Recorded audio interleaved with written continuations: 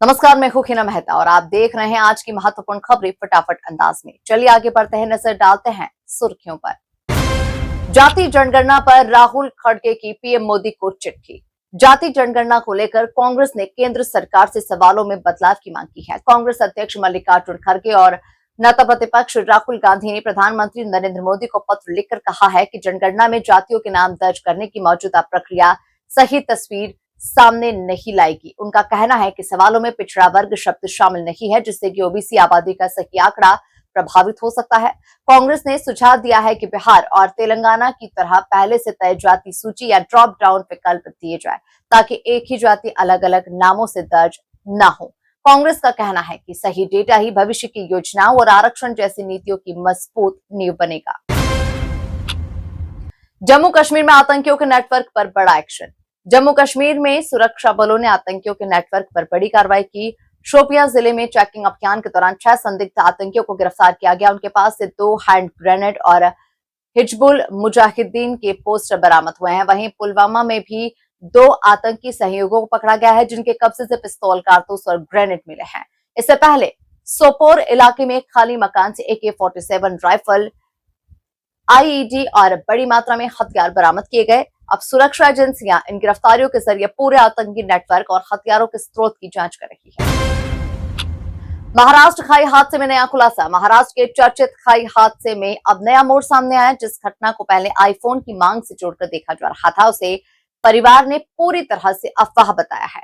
मृतक कुणाल की मौसी ने कहा कि हादसे का मोबाइल फोन से कोई संबंध नहीं था और लोगों को झूठी बातें फैलाने से बचना चाहिए। पुलिस के मुताबिक परिवार में पिछले 2-3 महीनों से तनाव जरूर था और उसी एंगल से जांच आगे बढ़ रही है। हादसे में एक दिन पहले कुणाल की मां ने अपने YouTube चैनल पर रिश्तों और प्यार की अहमियत पर वीडियो भी पोस्ट किया था, जिसने इस मामले को और चर्चा में ला दिया है। राम रहीम फिर जेल से बाहर। डेरा सच्चा सौदा प्रमुख गुरमीत राम रहीम एक बार फिर से जेल से बाहर आ गए हैं। 21 दिन की उन्हें जमानत मिली है और मंगलवार सुबह भारी सुरक्षा के बीच में रोहतक की सुनारिया जेल से निकलकर सिरसा स्थित डेरे पहुंचे। साल 2017 में यौन शोषण के मामले में सजा मिलने के बाद 17वीं बार जब राम रहीम पैरोल या फिर फर्लो पर जेल से बाहर आया है।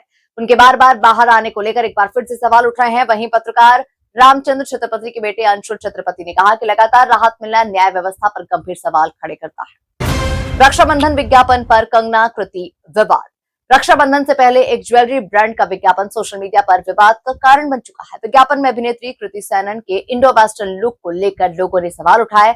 अब अभिनेत्री और सांसद कंगना रनौत ने भी इस पर प्रतिक्रिया दी है। कंगना ने बिना नाम लिए कहा कि महिलाओं के पास पारंपरिक से लेकर आधुनिक कपड़ों तक कई विकल्प है, लेकिन रक्षाबंधन जैसे त्योहार पर इस तरह की ड्रेस पहनकर भाई को राखी बांधना समझ से बाहर है। उनके बयान के बाद सोशल मीडिया पर त्योहारों में परंपरा और आधुनिक फैशन को लेकर कई बहस शुरू हो गई है। पटना में छात्रों के आंदोलन पर लाठीचार्ज। बिहार में TRE-4 भर्ती परीक्षा को लेकर छात्रों का आंदोलन उग्र हो गया है। मुख्यमंत्री आवास की ओर मार्च कर रहे छात्रों को रोकने के लिए पुलिस ने पहले बैरिकेडिंग की, फिर वाटर कैनन और लाठीचार्ज का इस्तेमाल किया।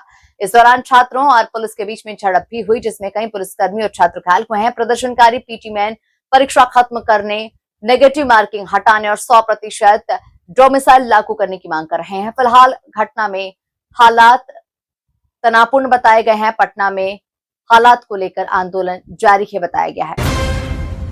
यूपी सरकार जेन-Z के लिए लाएगी नई रोजगार योजना। उत्तर प्रदेश सरकार युवाओं को रोजगार और स्वरोजगार से जोड़ने के लिए बड़ा कदम उठाने जा रही है। योगी कैबिनेट की बैठक में वल्लभ भाई पटेल रोजगार और औद्योगिक विकास योजना को मंजूरी मिल सकती है। इसके साथ ही 400 करोड़ रुपए की नई इलेक्ट्रिक बसें खरीदी जाएगी और जन सेवा केंद्र 4.0 भी शुरू किया जाएगा।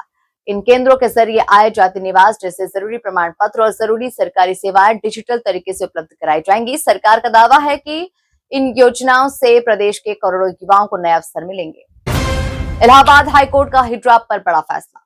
इलाहाबाद हाईकोर्ट ने स्कूल यूनिफॉर्म को लेकर अहम फैसला सुनाया है। अदालत ने कहा है कि स्कूलों में तय ड्रेस कोड का पालन सभी छात्रों के लिए अनिवार्य है और व्यक्तिगत आधार पर हिजाब पहनने की अनुमति नहीं दी जा सकती। कोर्ट ने कहा कि यूनिफॉर्म बच्चों में समानता, अनुशासन और धर्मनिरपेक्ष माहौल बनाए रखने का माध्यम है। इसलिए किसी भी छात्र या छात्रा को यूनिफॉर्म से अलग धार्मिक पहचान वाले कपड़े पहनने की छूट नहीं दी जा सकती। जालौन में छात्रा ने मनचले को सिखाया सबक। उत्तर प्रदेश के जालौन में एक 10वीं की छात्रा ने मनचले को चप्पलों से पीटकर पुलिस के हवाले कर दिया, जहां आरोप है कि युवक पिछले 3 महीने से छात्रा का पीछा कर रहा था। इस बार वो छात्रा को घर में अकेला देखकर घर के अंदर घुस गया और गलत हरकत करने की कोशिश की। छात्रा ने शोर मचाया तो आसपास के लोग मौके पर पहुंच गए। इसके बाद छात्रा ने आरोपी की जमकर पिटाई की और पुलिस बुलाकर उसे गिरफ्तार करा दिया। पुलिस अब मामले में जांच कर रही है। फ्रांस में भीषण टॉर्नेडो से भारी तबाही। फ्रांस के दक्षिण पश्चिमी इलाके में तेज टॉर्नेडो ने भारी तबाही मचा दी। करीब 117 किलोमीटर प्रति घंटे की रफ्तार से आए इस तूफान ने 41 लोग घायल कर दिए और लगभग 300 घरों को नुकसान पहुंचा है। कई मकानों की छतें उड़ गई, सड़क और रेल यातायात प्रभावित हो चुका है, जबकि कई उड़ानों में देरी और रद्दीकरण की नौबत आ गई है। राहत और बचाव अभियान लगातार जारी है और प्रभावित इलाकों में मौसम विभाग ने ऑरेंज अलर्ट जारी किया है। फिलहाल इस अंक में इतना ही। अगले अंक में आपसे फिर होगी मुलाकात। तब तक के लिए दीजिए मुझे इजाजत। नमस्कार। खबरों में सबसे पहले सबसे तेज नेशनल न्यूज लाइव, देश का सबसे तेजी से आगे बढ़ता हिंदी न्यूज चैनल उपलब्ध है डिजिटल केबल नेटवर्क पर an android based DTH smart setup box सभी OTT प्लेटफॉर्म। 24 घंटे लाइव देखिए हमारे सोशल मीडिया पेजेस पर।